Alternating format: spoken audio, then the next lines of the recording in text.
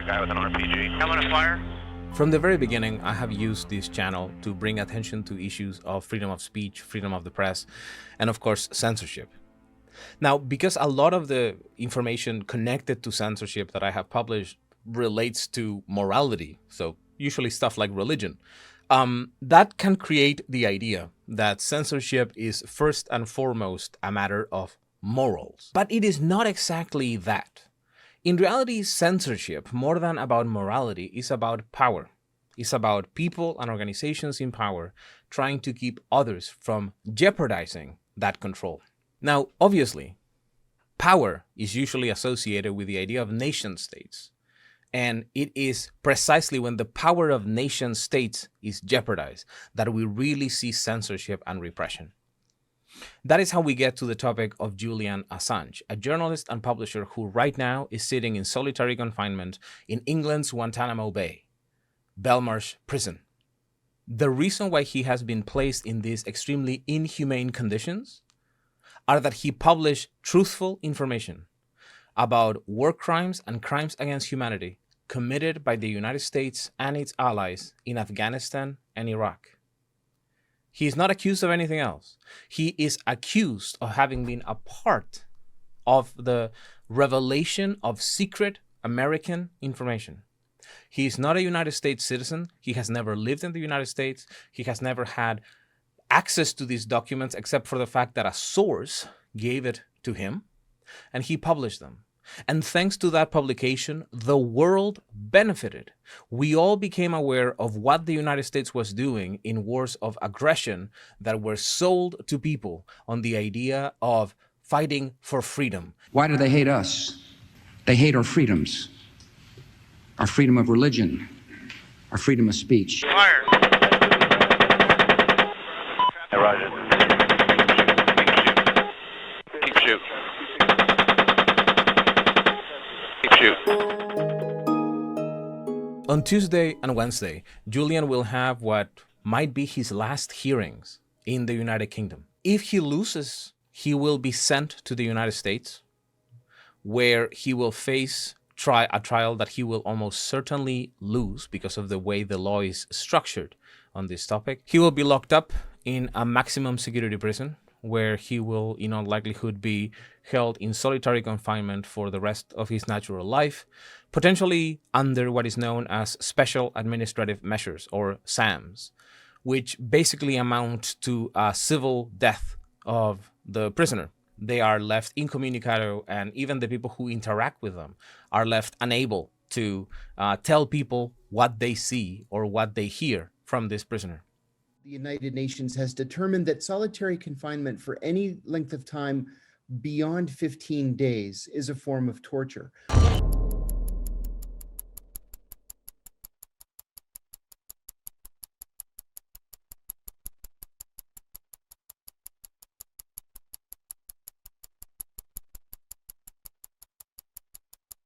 Solitary confinement means spending 22 or 23 hours a day just looking at a wall.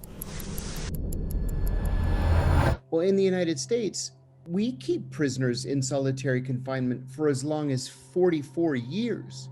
A solitary confinement system where you literally have no contact with any other human being. When you receive mail, for example, you don't actually get the mail. There's a computer monitor hanging from the ceiling of your cell, of your 6 foot by 10 foot cell, out of reach so you can't damage it in any way. They'll put your correspondence on the screen for 5 minutes. You stand there and read it, and then it's taken off. And that's it. The only visitors you're allowed to have are your attorneys, and even they are restricted to once a month. You're allowed 1 phone call a month. It's monitored, of course, live. You're allowed 2 showers a week. Your meals are provided to you through a slot in the door.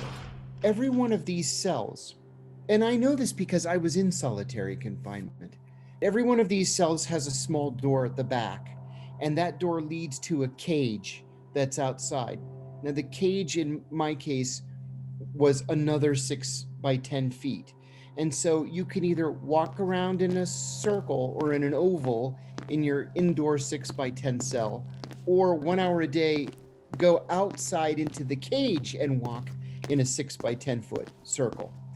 That's enough to drive the sanest man insane. At this California prison, things got so desperate that prisoners were smashing windows and eating the broken glass just so they could go outside for medical care and speak to another human being. Now, you might be thinking that for somebody to be sent to live the rest of their lives in such inhumane conditions, they must have done something horrendous. They must have killed or raped or assaulted or done something so horrible that we need to remove them from society. But that's not the case. What Julian Assange is accused of doing is publishing truthful information that would have been leaked to him and his organization Wikileaks by a source, with that documentation showing that the United States and its allies had been engaged in the commission of war crimes in Afghanistan and Iraq, as well as in inhumane treatment of detainees in Guantanamo Bay, Cuba. I cannot stress enough just how serious this prosecution is, which is why Amnesty International, Human Rights Watch, the Committee to Protect Journalists, Reporters Without Borders, basically every organization that cares about freedom of speech, that has freedom of speech and freedom of the press as one of its lodestars, well, they have said that this extradition of Julian Assange would be destructive to freedom of the press all around the world. If Julian is sent to the United States and is in effect deprived from the possibility of spending the rest of his life with his family, his wife and his 2 children, and he is locked up and disappeared into the American prison system, I don't think we can come back from that. I don't think we realize just how bad things will get if somebody like Julian Assange is punished. Let's remember that what Julian and WikiLeaks are alleged to have done is to publish information that was given to them. That is exactly what newspapers do all over the world. Get information that is relevant for the public interest and publish them. So if we punish Julian for this, we are opening the floodgates for newspapers like the New York Times, the Washington Post, the Wall Street Journals, the Times, every newspaper that has ever published confidential information leaked to them by a whistleblower. We are risking the possibility of that ending. Now, as you can imagine, and as you can guess from my shirt, the topic of Julian Assange is very near and dear to my heart. But in order to talk about it, I invited somebody else, somebody who knows much more than me, who is one of the most knowledgeable persons, I would say, around the world when it comes to the case of Julian Assange. His name is Kevin Gosztola. He has been covering the issues of Julian Assange for years. He has attended hearings. He has constantly written articles about the persecution of Julian Assange, as well as the persecution of many other whistleblowers who have come in the crosshairs of the United States and its allies. Kevin is the author of this fantastic book, Guilty of Journalism, The Political Case Against Julian Assange, which I really encourage you to buy. Now, by now, maybe you think, hey, this is a great channel and I want to support what they're doing. Don't do that. Grab that money and donate it to the defense fund of Julian Assange. You can find the information for all of that support in the descriptions below. Who is Julian Assange? Julian Assange is an Australian. Important to be clear that he has no connection to the United States. He developed this idea for an organization called WikiLeaks around 2006, 2007. He launches this website. It practices the concept of scientific journalism. Essentially, the idea was that what the news media isn't doing appropriately is making the source material that they have available to the public so that they can understand where they get their reports and so that they can also benefit from those documents, which would mean that academics, lawyers, and human rights attorneys, people who are involved in press freedom advocacy, etc., whoever works on these issues, maybe if it involves workplace issues, you could have labor organizers that want to use these documents in their struggles, but you want those documents to be available so the public can hold government agencies and institutions accountable. And you can also use those documents to pursue justice. WikiLeaks started this new trend that is now taken for granted because many, many sites publish entire documents for people to read. That was the revolutionary idea of WikiLeaks. And then beyond that, the idea of WikiLeaks that it would be a kind of intelligence agency of the people. And that has gotten WikiLeaks in trouble because it basically, without them intending to do so, it caught the attention of the national security state within the US that has seen it as a kind of rival group that may want to go after the United States. I think there's a lot of evidence that suggests that they care about issues throughout the entire world. And in fact, their first leak that got them a bunch of attention involved Kenya. They were looking at countries in the African continent and publishing materials. They were focused on the Middle East. Their notoriety in 2011 was unparalleled because human rights organizations were praising them for making documents available that were used in the uprisings that became collectively known as the Arab Spring. Every one of those people that were toppled had been there for decades. And so this is what WikiLeaks empowered. So then we have this Australian hacker, if I am not mistaken, or at least Julian was a little bit of a hacker in Australia. Eventually, he does go ahead and create this organization, WikiLeaks. Different people, whistleblowers, start to give WikiLeaks this secret information showing some sort of malfeasance, either by private institutions, as it happened in Iceland, if I am not mistaken, that some banking information became available connected to the massive financial crisis that happened in Iceland. And eventually, a private by the name of Chelsea Manning sends Julian Assange information that is from this, from her connected to Chelsea's work in the military intelligence, if I am not mistaken. And it shows basically some of the behaviors that the United States was engaging in, and its allies, of course, in both Iraq as well as Afghanistan.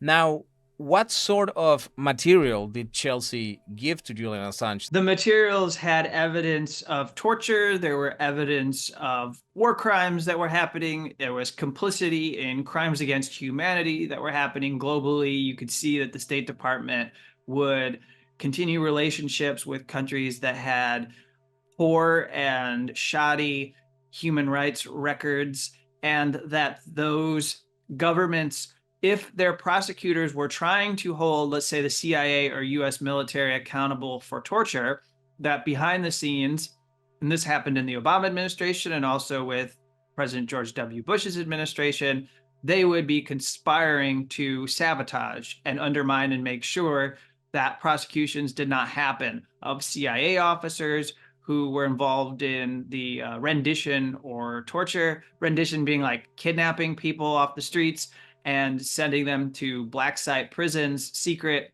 prisons where they were tortured and detained as war on terrorism suspects. And then many of them, almost the vast majority, were brought to Guantanamo Bay military prison in Cuba.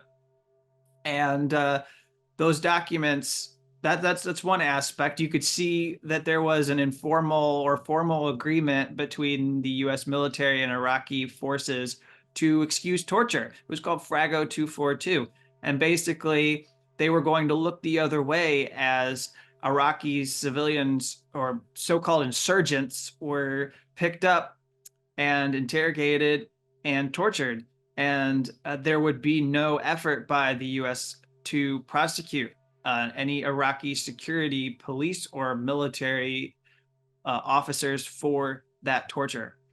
But was the United States merely watching Iraqis commit torture, or was the United States or United States personnel actively involved in these violations? Both, but that wasn't exactly reflected in the cables. The thing that was the bombshell of this report, of these reports, in these military, they were called Iraq war logs.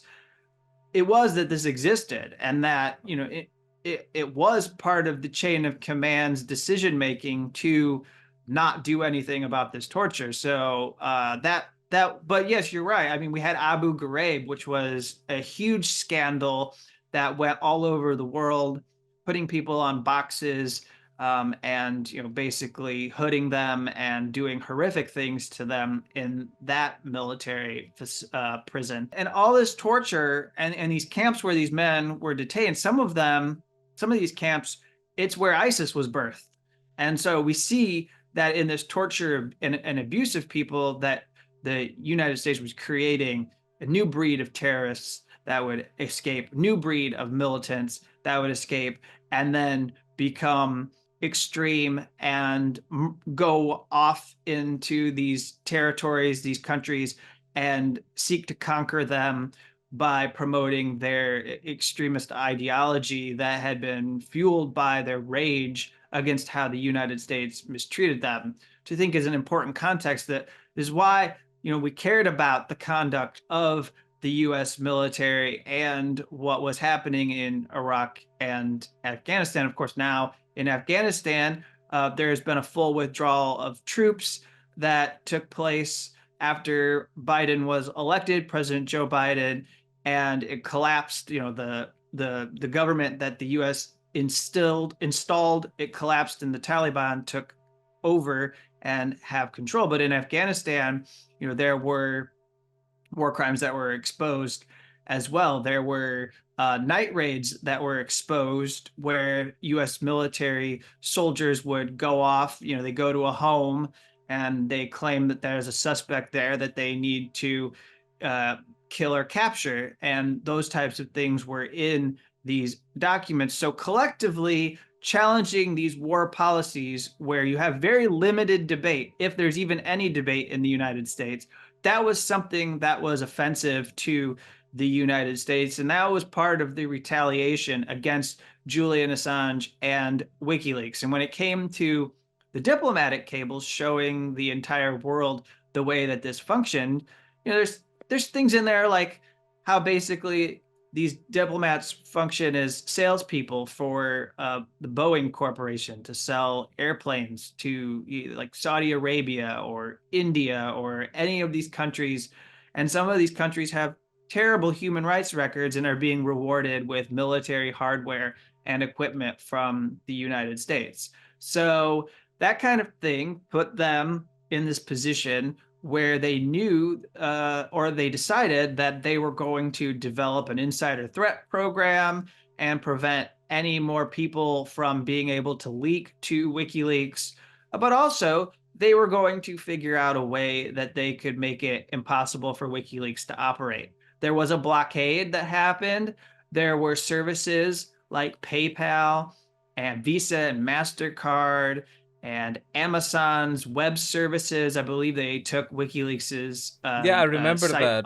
Yeah. Right after they published the Iraq log and all of the stuff connected with Chelsea, you could still use PayPal to support the Ku Klux Klan, but you couldn't do it to get WikiLeaks any money. I mean, it was an absolute insane blockade of what at most was a publication only. It wasn't, because obviously one of the things that are often, sometimes people use the term whistleblower to refer to Julian, but Julian was not a whistleblower, is not a whistleblower at all. He was not presenting information that he obtained. That's correct. Now, you say that, the WikiLeaks published information that is somehow connected with what was happening in the ground in Afghanistan or in Iraq, or in the case later when they published the diplomatic cables, information that is coming from the United States to the embassies and vice versa. Doesn't that mean that WikiLeaks was publishing information that could potentially put the United States or its assets at risk? Isn't, in a way, Assange and WikiLeaks responsible for potentially the death or harm coming to United States servicemen and women? Now, that's a good question, because that forms the core of the allegations against Julian Assange. There's an allegation, so why he's being extradited, or a big part of it that they emphasize, is that Julian Assange endangered informants when these cables or these war log documents were published. The problem here is that these are historical documents. And so when we're talking about the military incidents that are from Iraq and Afghanistan, there isn't any risk of any troop operations being compromised. And as far as informants go, we know that as of right now, there is no confirmation that any person has ever been killed either by the Taliban or any other extremist group as a result of WikiLeaks documents being published. So the US has never managed to prove that there was a direct connection between the leaks and the death of servicemen and women? No, and also they've never been able to prove that any of these innocent people who they work with, whether they be human rights activists or informants or confidential sources, however they want to describe them, they've never been able to say that any of these people lost their lives because the government read a WikiLeaks document and decided to punish them severely. So, lives may have been altered. There may have been people who had to flee. That factored into Chelsea Manning's sentencing. But for Julian Assange, the journalist, the fact of the matter is that whatever took place with these informants or human rights activists who had to be more careful, that's not the responsibility of Julian Assange, legally speaking. That can be an ethical issue. That can be an editorial issue, meaning that within a media organization, perhaps he was wrong not to take more care with the documents. And let me exclude part of the diplomatic cables because there's a complicated chapter that we don't have to go into too deeply, but 100,000 plus cables, and actually all of the cables eventually ended up published on the internet in August because of the fact that the Guardian editor David Lee used as a chapter title for his book a password for an encrypted file that was on the internet. And the encrypted file was on the internet because that was a way to make it easily accessible to journalists around the world that were partnering with WikiLeaks. They would take the code that they had, they would go find the file, and they would only have the passcode if they were working with WikiLeaks. And they would go in, and then they would be able to open up the file and view all of the cables. And then those cables, when they were published on media organizations' websites, they would be edited or censored so that certain people's names could be protected. If you go to the Guardian or the New York Times, you would have seen that they took care. And WikiLeaks was intending to take care with the cables as they worked with various countries to publish sets of cables. So there's no proof that anybody has been harmed, but the more important point that I'm making is Julian Assange is being prosecuted by the United States, saying he's committed a crime because he exposed informants' names to potential harm. There's no law in the United States that says that even me as a journalist, I can't publish documents that have the names of informants. There's just no law. It doesn't exist. I write in my book about a moment when a U.S. senator and a few other people tried to pass a law that would have made it a crime to publish the names of informants. It is a crime if you are a CIA officer. It is a crime if you work for the FBI or any part of U.S. intelligence and you have the names and you go and out informants or out security agents that are working for the government. But if I were to obtain a list of people, and especially if I'm able to report it and make a presentation that it's in the public interest to know who these people are, I could be harassed. Certainly, I would venture to believe that an FBI agent is going to be taking interest in me. I would not be stunned if the Justice Department makes threats to prosecute me. But up until this point, it has not gone this far. Usually that's just a lot of smoke and you are able to continue on doing your work. And so I would say that should be the case with Julian Assange, in that the publication of these documents, the responsible thing for the US government to do would have been to just keep on doing what they do as a superpower and ignore WikiLeaks. And instead, they made it their objective to crush WikiLeaks because of what it stands for and the work that it was performing to enforce and force transparency from the United States. You give yourself as an example. What would happen if you release the information, you release the name of an asset of the United States, but what certainly the prosecutors of Julian Assange in the United States would say is the key difference there, Mr. Gosztola, is that you are a journalist, whereas Julian Assange is a member of a foreign hostile intelligence agency, which, if I'm not mistaken, that is the terms that former CIA Director Pompeo used, right? It's a foreign hostile, non-state hostile intelligence service. Is Julian Assange a journalist so that he would deserve these protections? It depends on who you're asking, right? Because if you ask the US government, Julian Assange is not a journalist. He's not even a publisher. He's not somebody who was performing a journalistic act when he published the documents. I, of course, take a different view. So do most press freedom organizations, human rights organizations, and people throughout the world who have recognized what's at stake as they, in an unprecedented and novel way, try to prosecute and put Julian Assange on trial for violating the US Espionage Act. And that's never happened before. As far as I know, nobody outside of the US has ever been put on trial because they published documents and accused of violating this secrecy law. And so he, to me, is a journalist, but let's just pull back here, because the thing that should give him protection is the act that was being performed. And this is what most press freedom organizations will say. They say that these are standard news gathering activities that are being targeted. These are actions that are performed by reporters every single day. They cultivate sources. They ask for leaks. There are over 75 organizations at this point that run secure submission systems. They use something called Secure Drop that was pioneered by the Freedom of the Press Foundation here in the United States, which at one point was a pretty big supporter of WikiLeaks and was helping it to survive the war on WikiLeaks by the US government. And it's developed into this foundation that can support a range of groups and a range of struggles against attacks on freedom of the press.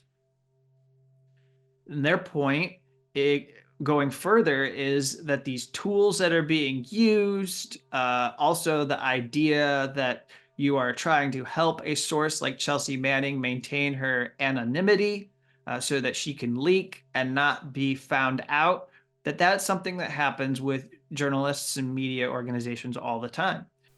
Let me stop you there. So, because that connects precisely with what Julian is specifically being accused of in connection to the Chelsea Manning thing. So, one of the big myths surrounding the prosecution of Julian is that first, he's being extradited for some sort of sex crime, which is not the case. And of course, they can read out of your book, or Niels Meltzer's book on the prosecution. Or second, that it is connected to the election of Donald Trump. But it's none of those things. Why is Julian Assange currently on trial? What does the United States claims he did? The claim is that he was a co-conspirator with Chelsea Manning in the leak. And they accuse Julian Assange of essentially recruiting Chelsea Manning to go through the US military databases and steal these documents and then pass them on to WikiLeaks for publication.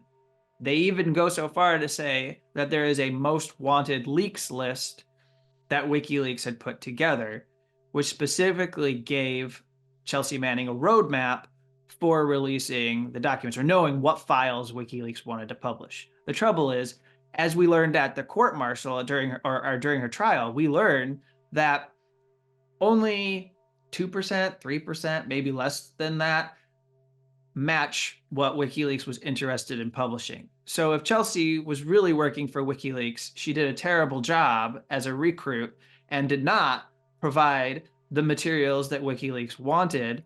So what I'm saying is her actions were entirely independent. There was no conspiracy. It was her making decisions. She made decisions based on what she was observing, just like you and me. And she's, not much older than me. She's around my age. So being in the military, Chelsea was observing the Iraq War, observing the indefinite military detention of detainees, and seeing the torture that was happening, and was moved to act and spark these debates and discussions over these materials, independent of whatever agenda WikiLeaks had. She even tried to leak the documents to the New York Times and Washington Post and a few other media organizations before she settled for, I'm going to have to go back to Baghdad. I don't know if I have time to waste. I need to get these documents to an organization to make sure they get out there. And so she transferred the materials securely to WikiLeaks. But you mentioned this thing of potentially Julian helping Chelsea to conceal her identity. Did he hack? There's no evidence of hacking. This is often treated like it's a hacking offense. Chelsea Manning already had access to the military database because she had a security clearance. She did not need the help of Julian Assange. In fact, as somebody who covered all of her trial and one of the few journalists who went to just about every hearing in her court martial, I observed one of the proceedings where there were extensive discussions about the way that lower level soldiers used their computers. One of the big complaints about the computer use was that people were downloading movies, music, and software to their computers that were overloading the systems and making it hard for them to function. So you have to remember, you have to take yourself back 15 years or so to the kind of technology that existed then, to the fact that we don't really have all the stuff available to us that we do now. So people are using downloading services or file sharing services to get access to content. And that was happening at this base where Chelsea Manning was stationed. And so what you would do to get away with it, because you could get disciplined for downloading without authorization, is you would try and log on anonymously so that it would not be detected that you were the one that had used the computer. And that's why there was a discussion with Julian Assange, allegedly, if you believe that he was on the other end of these chats. Careful, because it has not been proven yet. That's for the US government to prove during trial that Julian was in fact having these chats with Chelsea Manning. But if you believe that Julian Assange was on the other end, the discussions about something very technical that's about hash values and stuff of that nature is happening because Chelsea is interested in how to anonymously access her computer for the common use that all these soldiers were using these for. This had nothing to do with accessing the documents because she had a security clearance. She could read any of these documents. All of the military files she released, the cables, the Guantanamo detainee assessment briefs, all of those that are disclosed, the Collateral Murder video that is the most vivid and probably the most high profile of all the disclosures that I have neglected to mention. And by the way, Julian Assange is not charged with publishing because they don't want that video to be played in a US courtroom. That is material that she had access to as a soldier. So she doesn't need Julian Assange's help. And it's ridiculous and hasn't made any sense that this is the way that the US government is going about pursuing Julian Assange, because it is actually not based in a reality of events that unfolded. It doesn't even match up with the military's own trial against Chelsea Manning. Now, Julian Assange, as a result of a different prosecution, which is this, I don't think we have time to go into it, but basically there was this accusation that Julian was involved in a specific type of sexual offense in Sweden, which basically has to do with having said to a woman that he would have sexual sex with her while wearing a condom, and that he either didn't or would have taken it off. So that would have been the accusation. He was concerned that he could be extradited to Sweden from the United Kingdom when he was at the time. And his concern was, I'm afraid that if I go to Sweden, they're going to send me to the United States, and then I'm just going to get absolutely, utterly screwed. He took asylum at the Ecuadorian embassy in the UK, where he spent 5-7 years in basically living inside of an apartment, which is roughly the size of my office here. So very, very small. But a couple of years ago, he was that asylum was revoked by the new president of Ecuador. The UK police entered into the building. They took Julian out, and since then he has been at Belmarsh prison in the UK, which is often lovingly referred to as England's Guantanamo. I mean, it is a horrendous prison where he has been left in solitary confinement. Now, one of the things that I believe people would ask is, okay, let's say that all of this is true. Let's say that Julian Assange has indeed published information that reveals the United States has committed crimes, and that the allies of the United States have committed those same crimes against humanity, etc. Why doesn't Julian Assange want to go to the United States and simply face the music and make this argument in court? Because if he goes to the United States, he won't have that defense available to him when he stands before a judge or a jury to argue his innocence or to discuss his motivations and the reason why he published the documents. So it's a bit confusing because this is a first of its kind prosecution. Up to this point, the people who are prosecuted under the Espionage Act would be what we would call media sources, or it's up to debate, but they may be referred to as leakers or whistleblowers. Either you say they have some kind of agenda that is nefarious and not honorable, so maybe that makes them a leaker. But if they're trying to do it because they want to expose wrongdoing or abuses of power, then that makes them a whistleblower. And those would be the individuals that would be in court who are trying to challenge their Espionage Act offenses that they're faced with, but they would find that prosecutors say, you are not allowed to discuss your whistleblower motives in court. You are barred from talking about this. It does not matter why you leaked the documents or blew the whistle or shared this information with the media because you thought the public had a right to know this truth. What matters in this court, according to prosecutors, is that you did the act. It's treated as a strict liability offense. So all prosecutors have to do is show that you did it. So for that person who, let's say, for example, let's take Edward Snowden. Edward Snowden won't come back to the United States because he knows that he would not have a public interest defense available to him. But let's just say, for the sake of our conversation, that he does come back to the courtroom. Edward Snowden is there, and he is told that he cannot present any evidence about why he wanted us to know that the NSA engages in mass surveillance.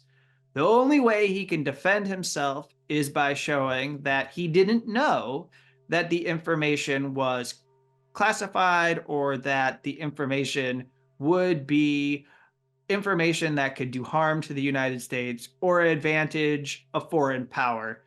those foreign powers that are usually of concern to the United States would be countries like Russia or China, Iran, North Korea, etc.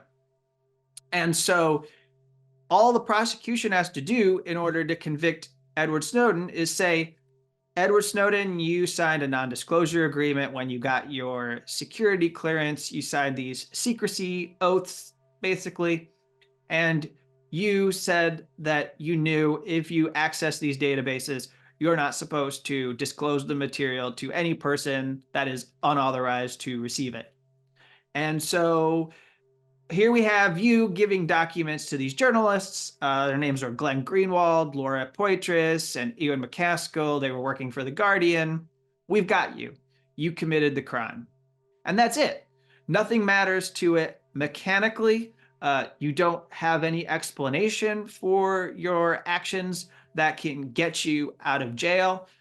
You will be convicted. Espionage Act prosecutions have pretty close to, if not 100% conviction rate in the United States. What is actually Julian facing if he was to be extradited from the UK to the United States? Julian Assange's legal team say that he could be sentenced to prison for 175 years. That's if they stack them. Every Espionage Act offense carries up to 10 years in prison. Then he's got the computer crime offense, and that's 5 years. All of these charges, the judge would not typically stack them. Usually you get to serve them, what they say, concurrently. So at the same time. So that if you get convicted to 10 years for one and 10 years for the other, those 10 years are running at the same time. So that you don't do 20, you would just do 10, right? That would be concurrent. Correct. So most of the times, the Espionage Act prosecutions, you will see people have maybe a half dozen charges against them. They are going to do 5-6 years of time now is the average, I'd say. Or it could get up to 10 or maybe 11 years. All right, so let's just be conservative in our estimation. Let's say that Julian Assange's legal team is totally overblown in suggesting that he could do 175 years, that'll be a sentence. Let's say that the US is closer to correct, that the government is probably going to give him 20 years. He's 53 years old right now, and his health is extremely poor. And it was already recognized in 2021 by a judge that extradition would be oppressive for mental health reasons. His wife, Stella Assange, is in the press right now, in the media, telling everyone that if he is extradited, he will die.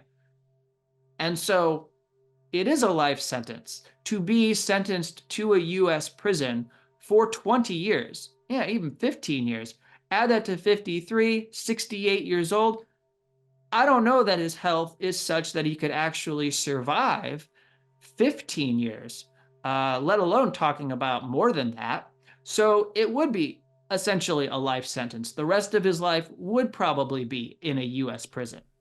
So if Julian goes to the United States, also one of the concerns that his legal team has raised is the possibility that he would serve the rest of his life, or whatever the sentence is, in solitary confinement at ADX Florence, and potentially facing what is known as SAMs, Special Administrative Measures. What are SAMs, and why would anybody be afraid of them, considering that this is a developed country and a prison in a developed country?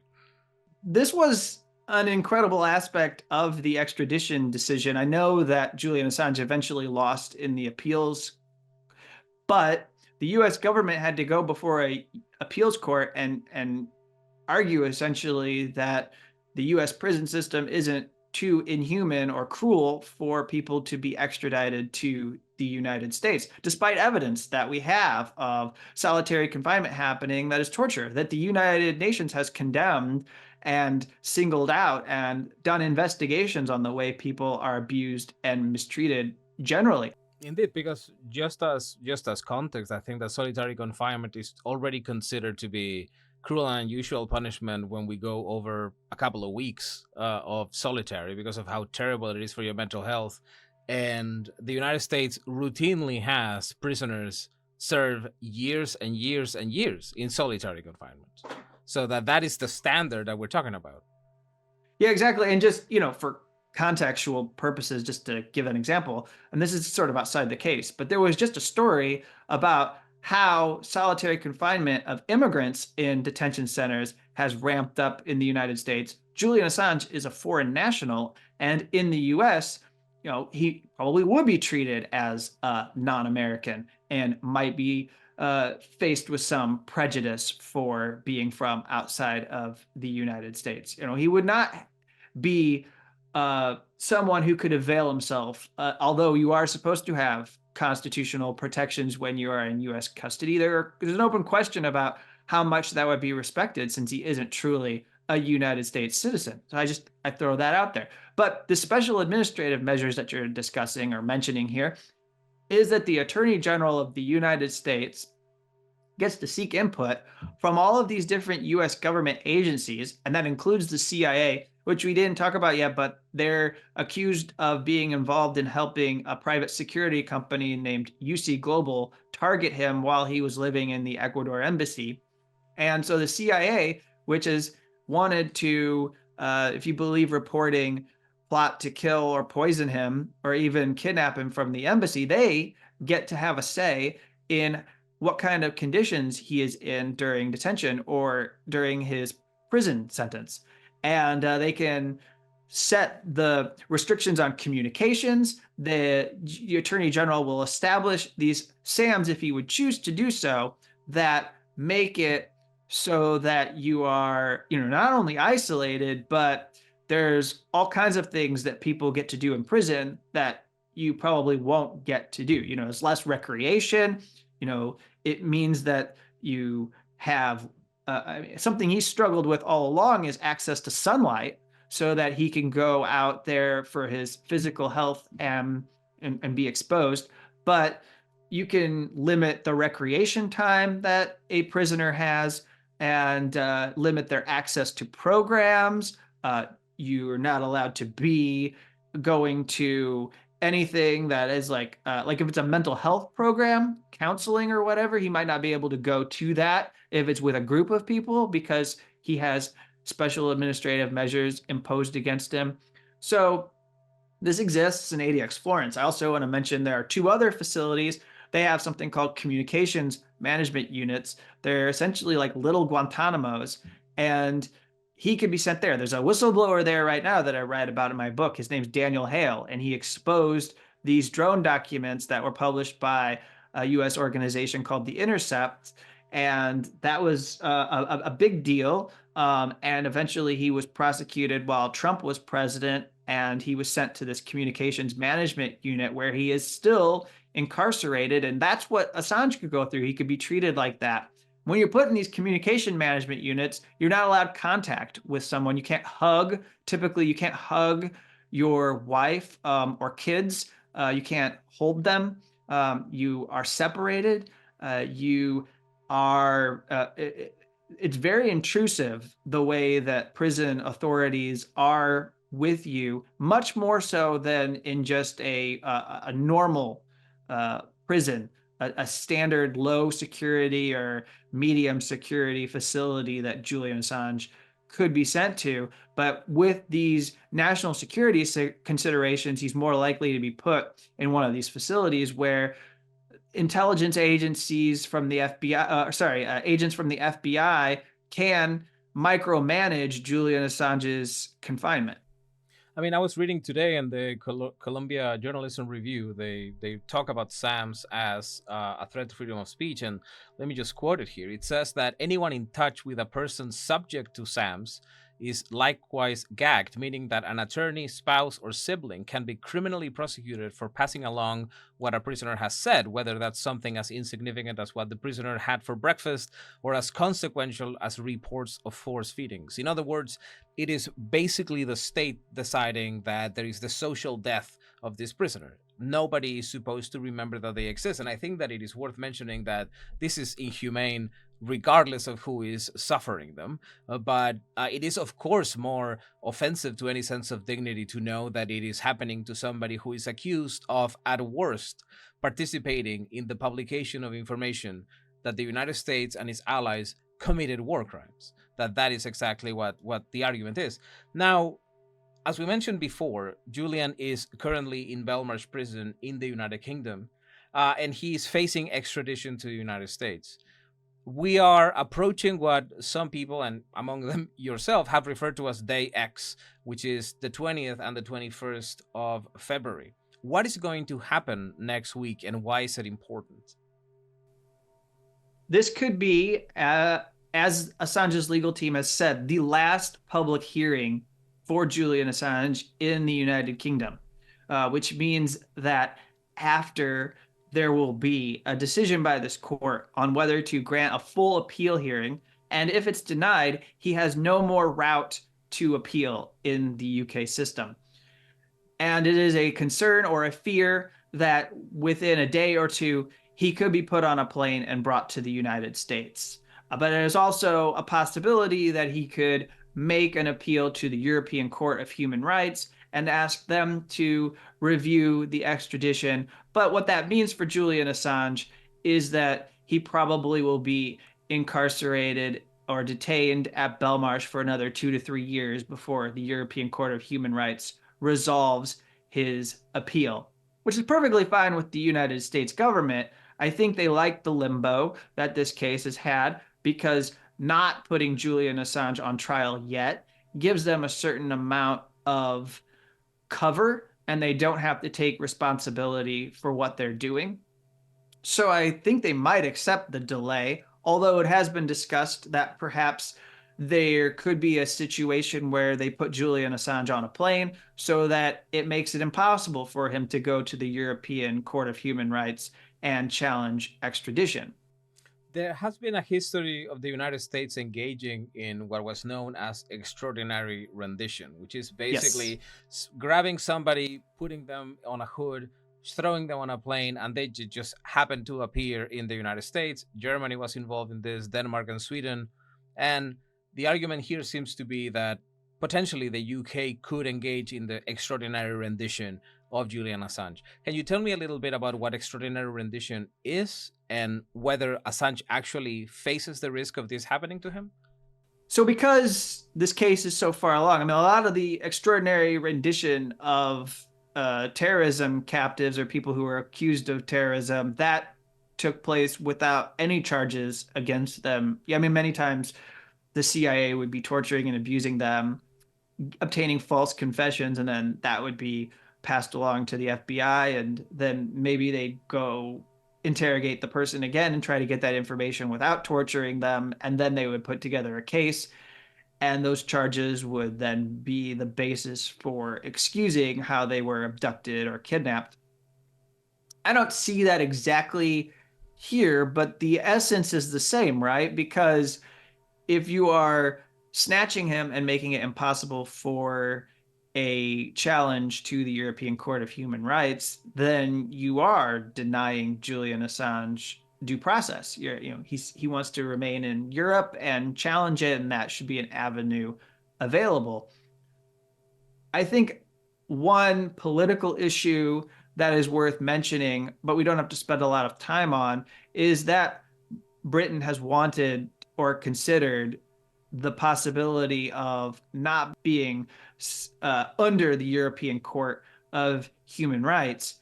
And so this case becomes a point of tension. And the European Court of Human Rights might be very careful about how far they would go in granting a petition to the court that would challenge the extradition.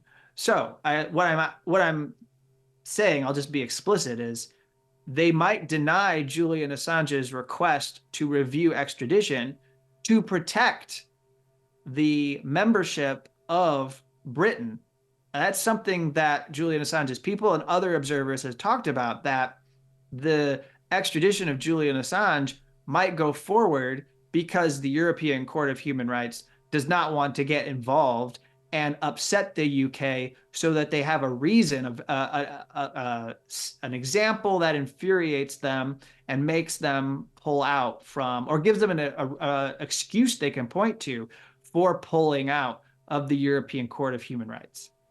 Now, obviously, talking about Julian Assange, and I don't know how you do this on a regular basis, is one of the most depressing things that a human being can do, right? Because they basically realize this is terrible, and there doesn't seem to be anybody with power on the side of Julian Assange. Certainly, every human rights organization around the world that talks about freedom of speech, every major media organization supports Julian Assange. Not a single important government, as far as this trial is concerned, supports Julian Assange. Australia, his country of birth, is only now starting to say something about, hey, maybe, guys, come on, maybe you can stop a little bit to torture this man. But do you think there are any silver linings? Is there anything positive? Is there any real hope? I would push back a little bit because the resolution that was passed in Australia, which was supported by the Australian Prime Minister, is a major development in helping to pressure the United States to drop charges against Julian Assange. It says clearly that this case should end. It should not go forward. Julian Assange should not be extradited. And Australia functions as a client state that does the bidding of the United States government. But it's also important to mention that they're part of the Five Eyes. And if you understand the mass surveillance that was exposed by Edward Snowden, New Zealand, Canada, the UK, and Australia. So they're part of the Five Eyes, and that means that they have some influence. They're accessing all of the intelligence and security information and also military information. They could wield some power. They've been reluctant to do so. They don't want to upset the US and then have them question whether they're going to be loyal and actually work to counter Chinese power, superpower, because that's really what they want Australia to do for them. That's why they have the close relationship with Australia and the United States. It's a big deal, though, that as the US is ramping up its competition against China, that the Australian government would say directly to Joe Biden that you should drop these charges, that the Attorney General of the United States should drop these charges. And I think beyond that, we should just look to the fact that all of these journalist unions in Europe, many of them have now offered honorary membership to Julian Assange in order to say that they believe it is wrong for him to be prosecuted and extradited. Europe's very engaged. We have the Mexico president, Obrador, standing up and making an issue out of it when meeting with Joe Biden. In Latin America, there's engagement. And I don't know exactly where things are with various African countries, but we have seen international interest reach the point where it is very clear. And I think that, in my view, this begins to present an issue for the United States when it wants to project power and when it wants to challenge the conduct of supposed adversaries. So as it seeks to say to the Russian government that it should release Evan Gershkovich, a Wall Street Journal reporter, from detention, what grounds do they have to lecture Russia about detaining a publisher or journalist when they themselves are doing that right now? They're the reason why Julian Assange is in jail in the UK. So I think, and you see various authoritarian countries or people, dictators that run these countries that have been willing to state that Assange is in prison and they're not going to answer questions from reporters about about their own horrific attacks on the press in their own countries, so long as the United States is detaining Julian Assange. It makes it hard to believe that they really do care about freedom of the press and human rights. Certainly, I don't want to get into it, but I raised just for the sake of a full conversation, that the 120 plus journalists that have been killed in Gaza, that the US is complicit in as they've armed the Israeli government, that forms an issue for them. So you've got Assange, and you have that internationally that is complicating the US. It's easy to make this go away.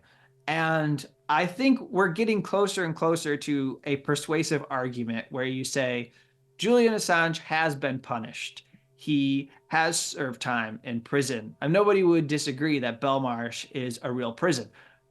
For those in the US government that don't want to accept that it was a kind of jail to be living in the Ecuador embassy from 2012 to 2019, and they say that he chose to do that, they don't recognize political asylum or diplomatic asylum. They say that that was his choice. He was a fugitive. Okay, well, let's set that time aside. We're coming up on 5 years that he has been in Belmarsh prison.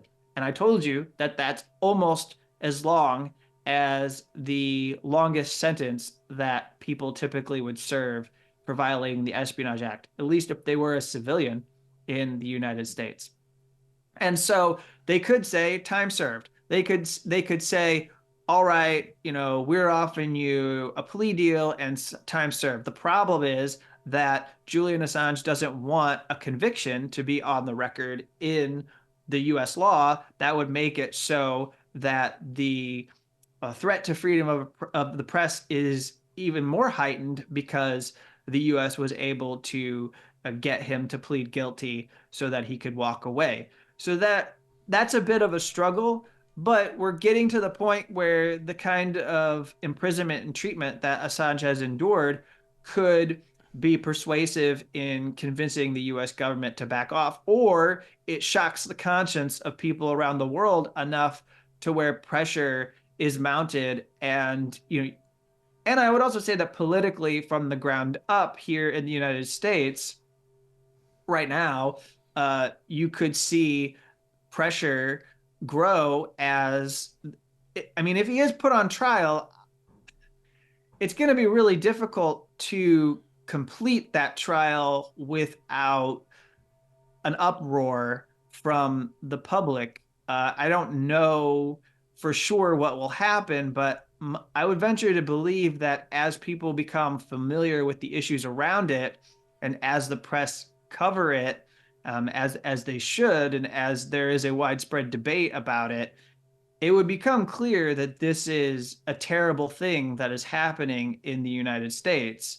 And I don't know that they would abandon it, but I suppose in my effort to give you a silver lining or hope, what I'm trying to say is that the principles of justice and fairness are not on the side of the US government. I know that hasn't always stopped them. I'm well aware that power does not care about these human rights or moral values or whatever you want to say. But what I'm telling you is that when the Biden White House does not have the press on their side, it puts them in a position that is difficult.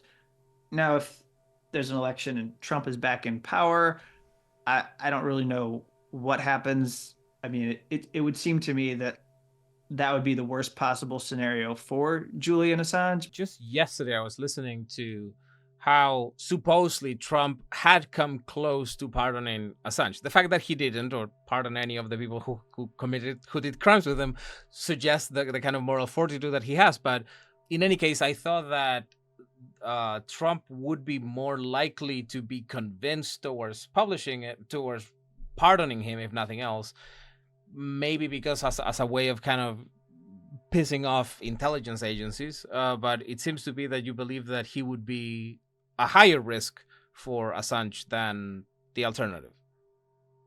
Yeah, so in my theory, in my suggestion, speculation about the future, I'm thinking about the press and how, generally speaking, they are not supportive of the continuation of this case. That doesn't mean they're supporters of Assange, don't get me wrong.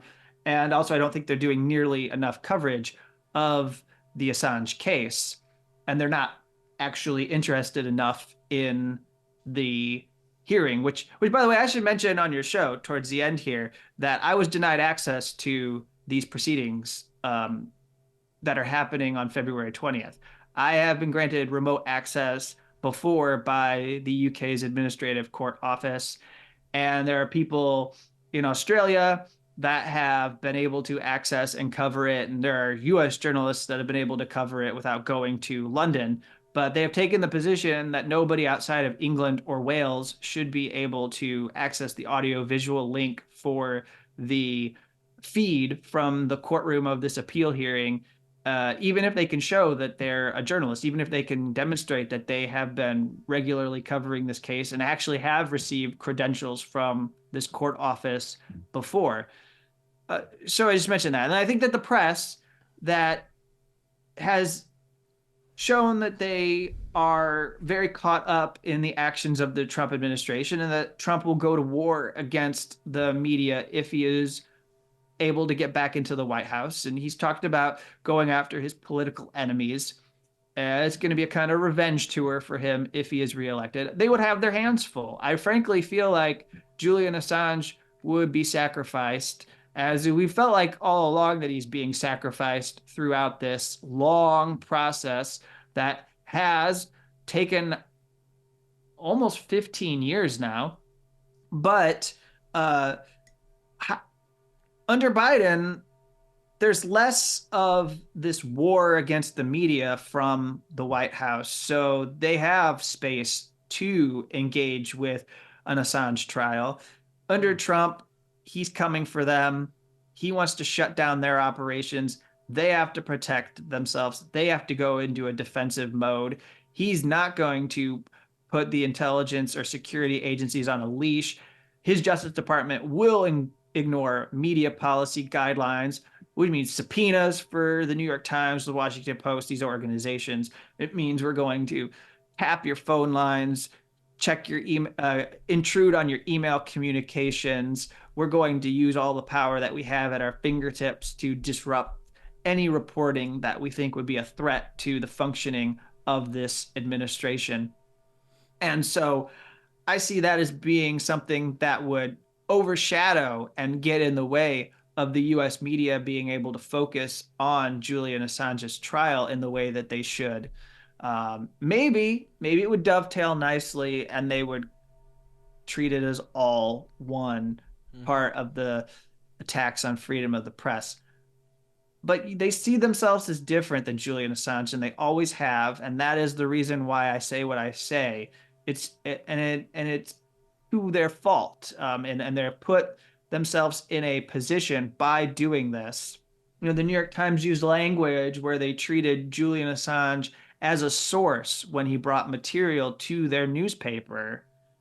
And by doing that, even though he's not the source, he's not the originator of the material, he didn't have a security clearance, he wasn't working for the military, he didn't get these documents, they have put themselves in this position where they feel that they are insulated from prosecution because Julian Assange is different than them. However, I think that that's short-lived, because with a Trump presidency, there is no distinction. They really do not care. Trump does not see any difference, and that is where we begin to win, because what they want to criminalize is what we want to protect. The Trump administration sees all of these actions of Julian Assange and the New York Times and Washington Post as the same. We see it as the same as well. It's the difference is we want to protect it. They want to shut it down if they're part of the Trump administration. The Biden White House is somewhere in between and selective, and they will attack and go after whatever is in their way, politically speaking. And so to some degree, they'll allow freedom of the press, but when it gets sticky, this is what happened under Obama, the way that he waged his war on whistleblowers, the way that there was a chilling effect that happened for media sources. And so, you know, it all happens that we see infringements on freedom of the press. It's just to what degree. And I just think that if Julian Assange is on trial under Joe Biden, that's one thing. It might be something that you see all of these groups that are aligned with him react in the same way that they are to the fact that he is pretty much not doing anything at all to rein in the Israeli government as they pursue their assault on Gaza. I think it gets treated a little bit like that because it's offensive to them when it comes to the rule of law, these ideas of human rights, these things that are supposed principles that the United States is supposed to stand for. It becomes pretty clear that they no longer really want to exercise those principles and values.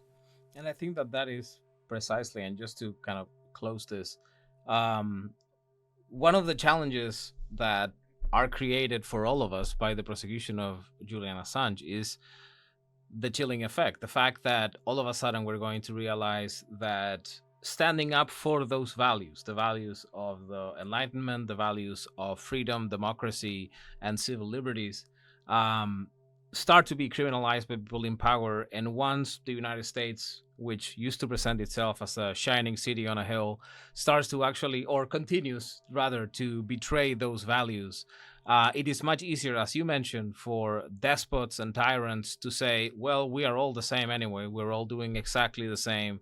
There's no difference between our prosecution of journalists and your prosecution of journalists.